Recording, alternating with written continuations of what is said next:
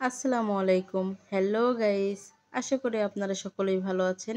আলহামদুলিল্লাহ আমরাও ভালো আছি। আজ আমি আপনাদের সাথে শেয়ার করব খুব সুন্দর এবং মজাদার একটি রেসিপি। সেটা হলো আস্ত পটলের পটল সুন্দরী রেসিপি। দেখুন এখানে আমি বড় বড় সাইজের পটল নিয়ে নিয়েছি।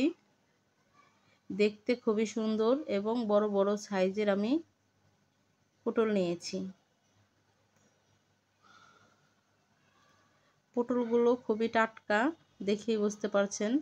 পটল টাটকাই নিতে হবে, খোসা ছুলতে তাহলেই সহজ হবে। দেখুন আমি একটা পটল নিয়ে এভাবে ছুরি দিয়ে উপরের খোসাটাকে ছিলে নিলাম। এবার দুই পাশের মাথা কেটে নেব। এভাবে কাটার পর চাকু দিয়ে আস্তে আস্তে এরকম এক পাশ ডিজাইন করে নিচ্ছি।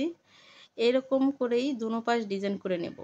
দেখুন সবগুলো পটলকে আমি একইভাবে কেটে ডিজাইন করে নিয়েছি, কিন্তু খুব কম বোঝা যাচ্ছে। এখনো বেশি বোঝা যাচ্ছে না, কিন্তু পটলগুলা ভাজার পরে ঠিকই বোঝা যাবে। দেখুন এবার পটলে দিয়ে দিলাম লবণ, হলুদের গুঁড়া আর মরিচের গুঁড়া। এবার পটলগুলোকে ভালোভাবে মাখিয়ে নেব। দেখুন মশলার সাথে ভালোভাবে পটলগুলোকে মাখিয়ে নিয়েছি। মাখিয়ে রাখা পটলকে এভাবেই 5 মিনিট রেখে দেব। 5 মিনিট পর ফিরে আসলাম। চুলায় একটি প্যান বসিয়ে দিলাম। প্যান গরম হয়ে গেলে দিয়ে দিলাম তেল। তেল দেওয়ার পর তেল গরম হয়ে গেলে একে একে পটলগুলো দিয়ে দিচ্ছি। দেখুন আমি একে একে পটলগুলো দিয়ে দিচ্ছি।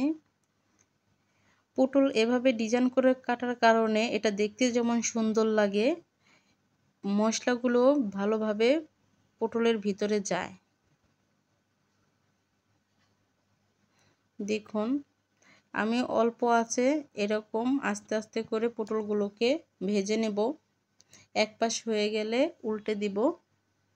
দেখুন উল্টে দিয়েছি। ধৈর্য সহকারে আস্তে আস্তে চুলার আঁচ কমিয়ে এভাবে ভাজতে হবে।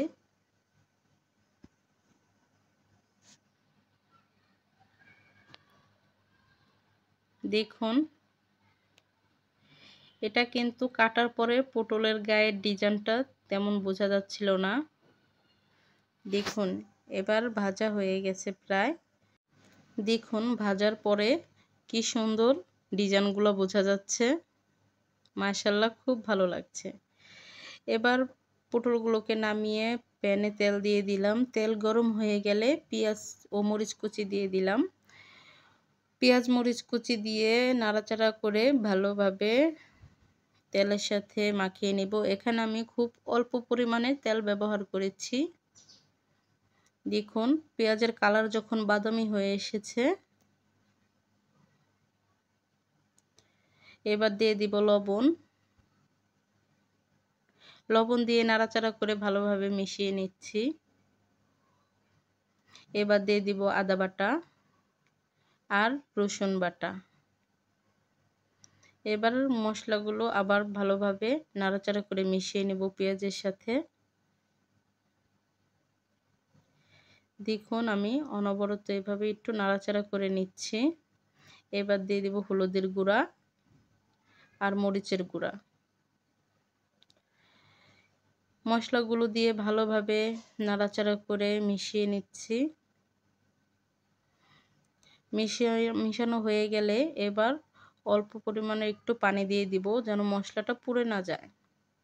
এবার নাড়াচাড়া করে পেঁয়াজগুলো এই মশলার সাথে কষিয়ে নেব।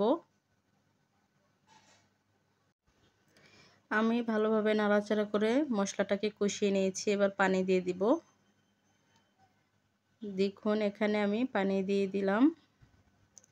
পানি কিন্তু খুব বেশি দিচ্ছি না, খুব অল্প পরিমাণেরই পানি দিয়েছি। দেখুন বলক চলে এসেছে। এবার দিয়ে দিচ্ছি ভেজে উঠিয়ে রাখা পটলগুলোকে।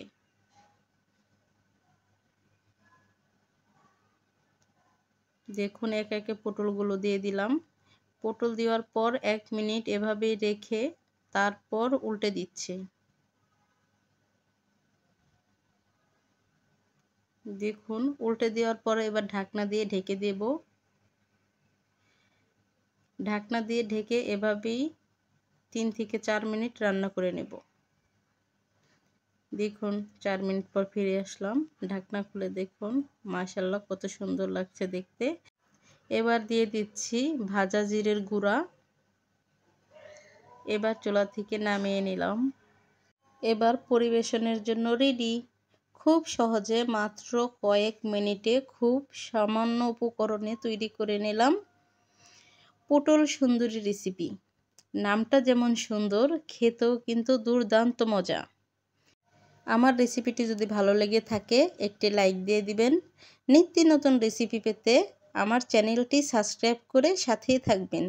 আজকে এ পর্যন্তই। দেখা হবে নতুন রেসিপি নিয়ে নতুন ভিডিওতে। আল্লাহ হাফেজ।